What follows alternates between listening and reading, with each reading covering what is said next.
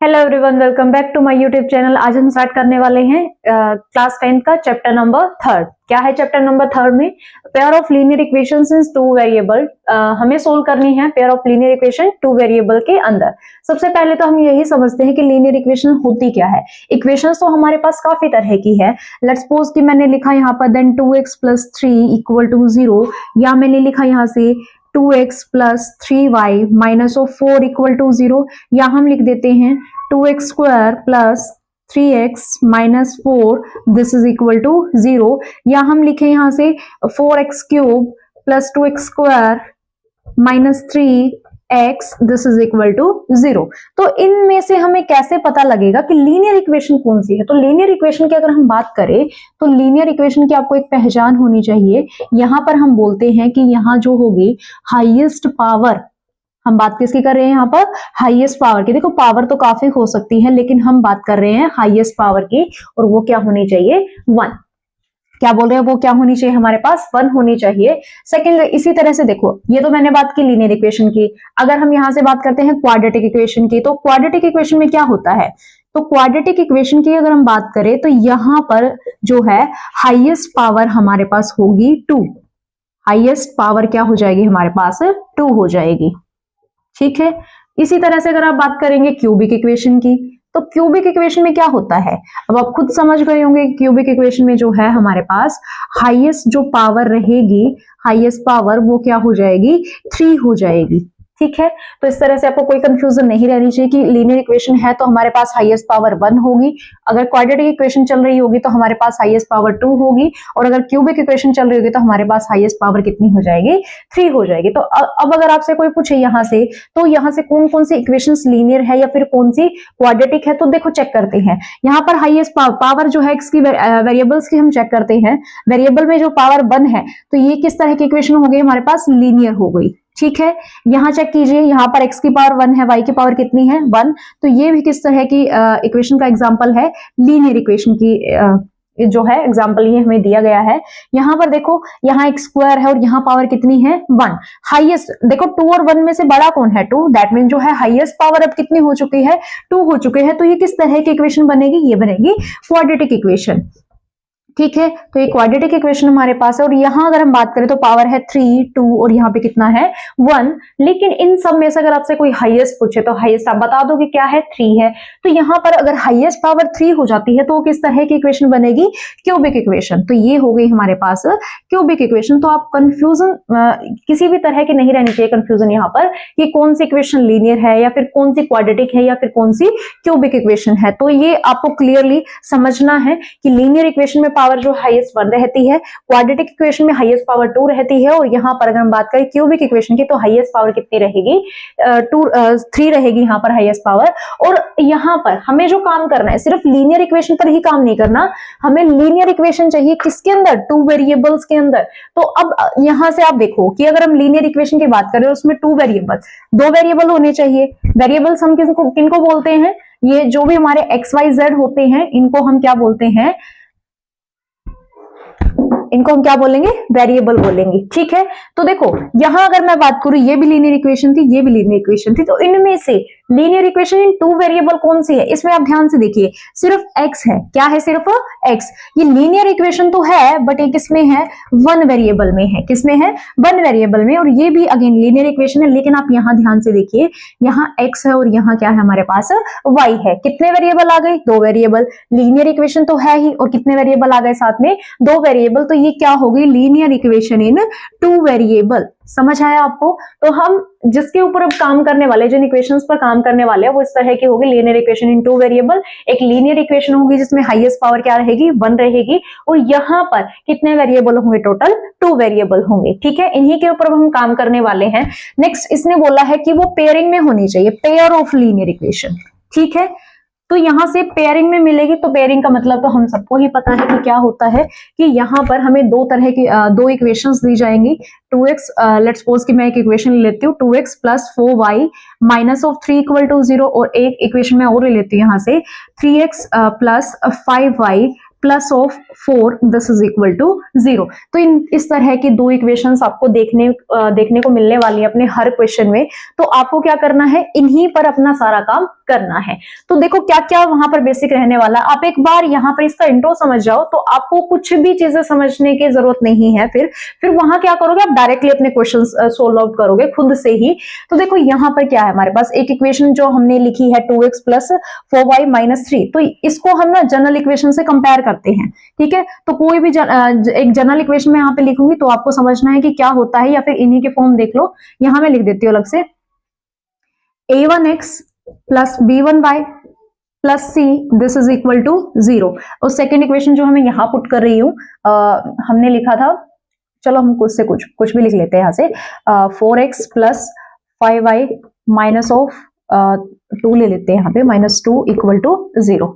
तो एक इक्वेशन मैंने ये लिखी, तो यहाँ पर हम इसको कंपेयर करेंगे, a2x plus b2y plus C this is equal to क्या हो जाएगा 0। तो इस तरह की देखो इक्वेशंस वहां हमें मिलने वाले। तो फर्स्ट स्टेप हमारा क्या रहने वाला है कि हम क्या करेंगे, ये जो हमारे पास जनरल इक्वेशंस है इनसे हम इन इक्वेशंस को कंपेयर करेंगे। और जैसे ही हम कंपेयर करेंगे तो हमें यहां से क्या करना होगा, यहां से हम a1 ढूंढेंगे, b1 ढूंढेंगे और अपना c1 निकाल लेंगे। तो इसी तरह से हमें क्या करना है, इस इक्वेशन से हम a1 b1 c1 फाइंड करेंगे और यहां से हम फाइंड करने वाले हैं a2 b2 एंड c2। ठीक है, तो फर्स्ट जो प्रोसेस हमारा रहने वाला है वो यही रहेगा कि जो इक्वेशंस आपको दी जाती हैं आप कंपेयर करोगे उनको जनरल फॉर्म से, और फिर वहां से आप अपना a1 b1 c1 और a2 b2 और c2 फाइंड करोगे। तो ध्यान से देखो आप निकालोगे कैसे। ये आपका x है, ये भी आपका क्या है x, ये आपका a1 है और ये कितना हो गया आपका 2। तो a1 की वैल्यू कितनी है आपके पास 2 है।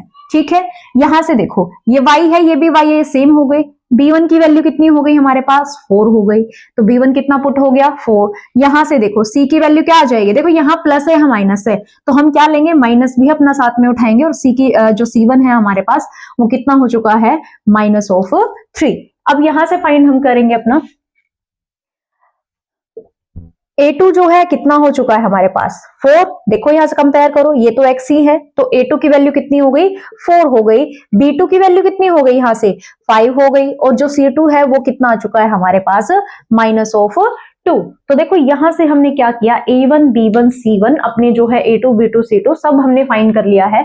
और एक चीज आपको ध्यान रखनी है, जब भी हम a1 b1 या c1 किसी की भी वैल्यू यहाँ पर अगर हम पुट करते हैं तो यहाँ पर वेरिएबल साथ में नहीं आते, सिर्फ और सिर्फ क्या आएंगे हमारे पास कांस्टेंट टर्म्स आती हैं। ये आपको ध्यान रखना है। कई स्टूडेंट्स क्या करते हैं कि अगर उनसे पूछ लिया जाए कि a1 की वैल्यू क्या है तो वो डायरेक्ट बोलेंगे देन 2x हो जाएगी।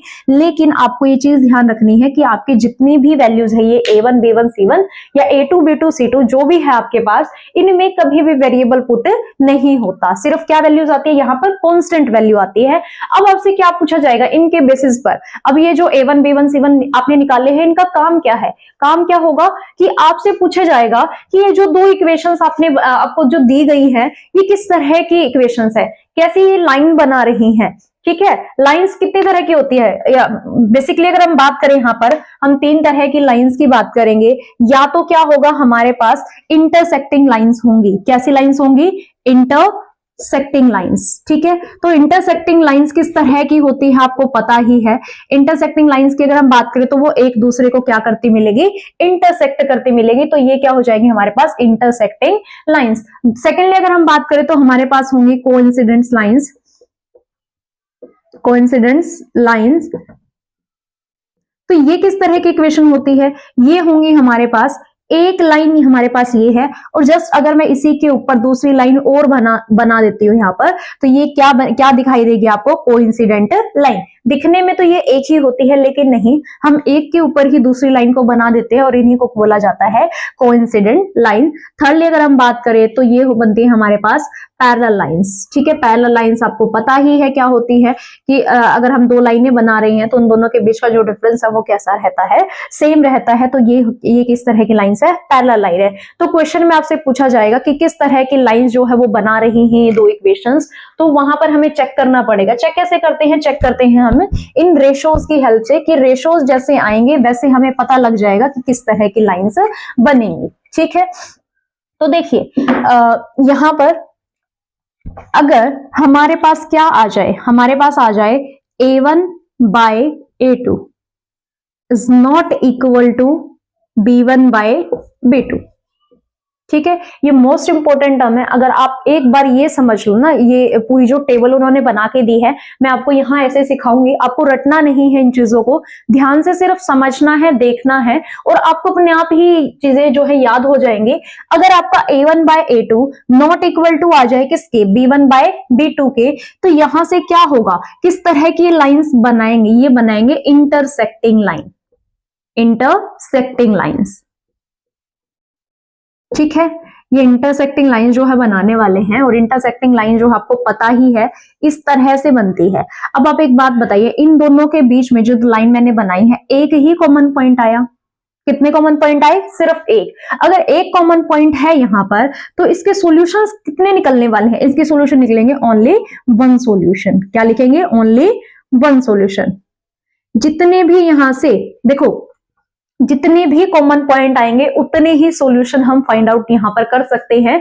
तो यहां पर आप लिख लो ओनली वन सॉल्यूशन, या इसी को हम लिख सकते हैं यहां पर यूनिक सॉल्यूशन। क्या लिख सकते हैं यहीं पर हम, यूनिक सॉल्यूशन। ठीक है, इसी को देखो, अगर हमारे पास आ जाए A1 by A2 is not equal to B1 by B2, तो वो किस तरह की लाइंस बनाएंगे, वो बनाएंगे इंटरसेक्टिंग लाइंस। और अगर सॉल्यूशन पूछ लिया जाए इसी क्वेश्चन में, तो क्या बोलोगे, ओनली वन सॉल्यूशन, या फिर आप क्या बोल सकते हो यहां से, यूनिक सॉल्यूशन। ठीक है, अगर अब हम बात करते हैं नेक्स्ट लाइंस की, तो देखो नेक्स्ट हमने पढ़ी थी कोइंसिडेंट लाइंस, तो वहां पर क्या होता है कि हमारा A1 by A2 equal to क्या आ जाए, B1 by B2, and this is equal to C1 by C2। अगर आपका टर्म्स ऐसे आ रखी है, तो वहां क्या किस तरह की लाइंस आपकी बनती हैं, कोइंसिडेंस लाइन जो है वो बनेंगी।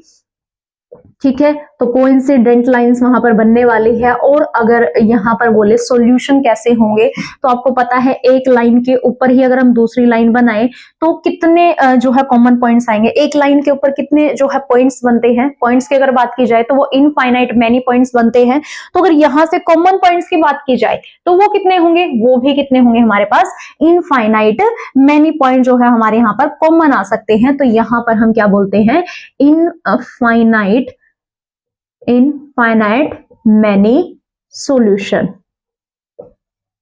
ठीक है, तो यहां पर हमें इनफाइनाइट मैनी सॉल्यूशन जो है मिलने वाले हैं। थर्डली अगर हम बात करें, थर्ड लाइन हमारे पास है पैरेलल लाइन की, तो वो कैसी होती है, यहां पर क्या हो जाएगा, अगर A1 by A2 is equal to B1 by B2 is not equal to C1 by C2। अगर इस तरह की लाइंस आती है कि जो हमारा लास्ट वाला रेशो है, अगर ये इक्वल ना आए, तो यहां पर लाइन जो है वो बन जाती है पैरेलल लाइन। कैसी लाइंस बन जाती है, पैरेलल लाइंस वहां पर बन जाती है। और यहां पर जो है हम बोलते हैं पैरेलल लाइन देखो ऐसे बनेगी, या फिर आप बना लो ऐसे बना लो।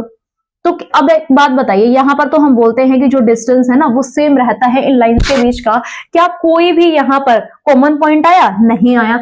तो यहां से हम क्या बोलते हैं, नो सॉल्यूशन।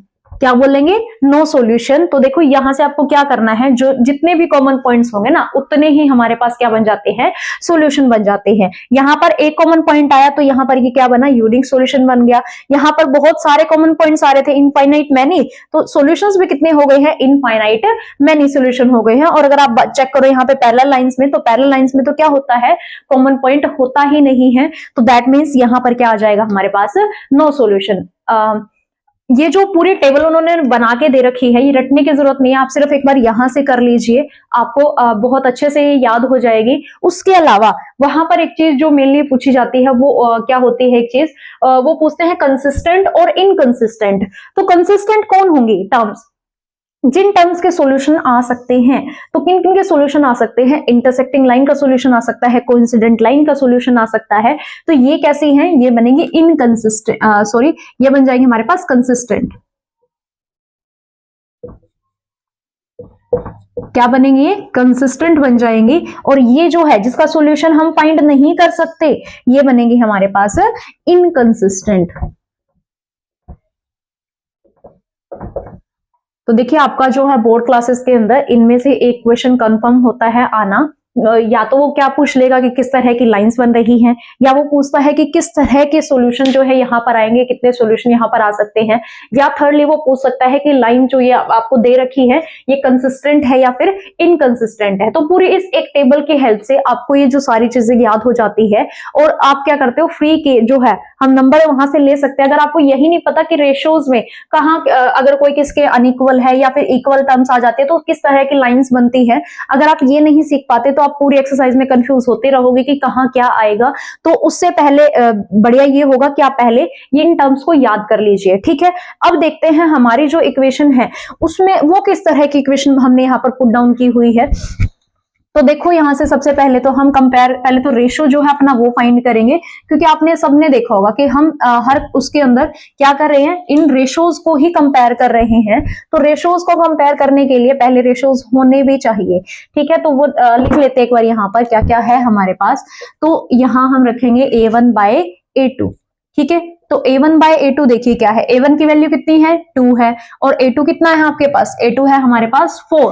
तो ये क्या आ गया 2 1 जा 2 एंड 2 2 जा 4। तो जो A1 बाय A2 है उसकी वैल्यू जो है हमारे पास कितनी है 1 बाय 2 है। फिर हम निकाल लेंगे यहाँ से B1 बाय B2। B1 की वैल्यू है हमारे पास 4 और यहां से B2 की वैल्यू कितनी है हमारे पास 5 है।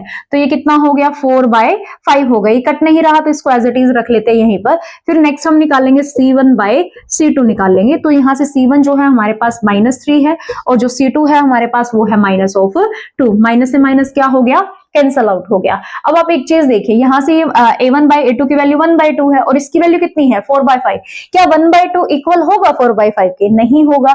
तो यहां से हम क्या रखेंगे A1 by A2 is not equal to B1 by B2 के। तो आप बताइए कि किस तरह की लाइन का एग्जाम्पल हम यहाँ पर है, किस तरह की लाइन्स यहाँ पर बनने वाली है, इंटरसेक्टिंग है, कोइंसिडेंस है या फिर पैरेलल लाइन्स है। तो ये तो फर्स्ट ही एग्जाम्पल है हमारा, किस तरह की है, ये बनेगी हमारे पास इंटरसेक्टिंग लाइन बनेगी। किस तरह की लाइन बनने वाली है, ये इंटरसेक्टिंग लाइन जो है वो बनेगी। और अगर आपसे सॉल्यूशन की बात कर ली जाए तो यहाँ पर सिर्फ एक कॉमन पॉइंट आता है, देखो इंटरसेक्टिंग लाइन में सिर्फ एक कॉमन पॉइंट आया, तो यहाँ पर ये क्या बनेगा, यहाँ पर बनेंगे यूनिक सॉल्यूशन, ठीक है। और अगर बात कर ली जाए कि ये कंसिस्टेंट है या इनकंसिस्टेंट है, अगर सॉल्यूशन आ रहा होता है तो वो क्या बनती है, वो बनती है कंसिस्टेंट। तो आप ना क्या करना, एक क्वेश्चन में तीनों ही चीजों की प्रैक्टिस कर लेना। तो यहां से आपको चाहे क्वेश्चन में कुछ भी पूछ ले, चाहे वो पूछे इंटरसेक्टिंग लाइन, यूनिक सॉल्यूशन या फिर कंसिस्टेंटी, अगर कुछ भी वो आपसे पूछा तो आप डायरेक्टली वहां से बता पाओगे। तो आपको क्या करना है, यहाँ से एक ही बारी में सारी चीजें जो है लर्न आउट करके चलनी है। तो देखिए इस तरह से आपको ये जो जो मेन चीजें वहां पर आने वाली थी वो मैं आपसे डिस्कस कर चुकी हूँ। अब हम करेंगे अपनी एक्सरसाइज, यहाँ पर जो है 3.1 हम करने वाले हैं। तो उसमें जो है ये सारा बेसिक यूज होने वाला है। तो उन वीडियो से पहले आप एक बार ये वीडियो जरूर देख लेना और समझ लेना कि किस तरह की लाइंस को हम यहाँ पर इंटरसेक्टिंग लाइंस बोल रहे हैं और किस तरह की लाइंस को पैरेलल लाइन या कोइंसिडेंस लाइंस बोल रहे हैं, क्योंकि वहां हम डायरेक्टली करेंगे और फिर आपको शायद समझ आए या ना आए, ठीक है। तो एक बार इस वीडियो को देखना जरूरी है। आई होप आपको ये सारी चीजें समझ में आई हैं। तो लाइक शेयर एंड सब्सक्राइब जरूर करें। Thank you so much for watching.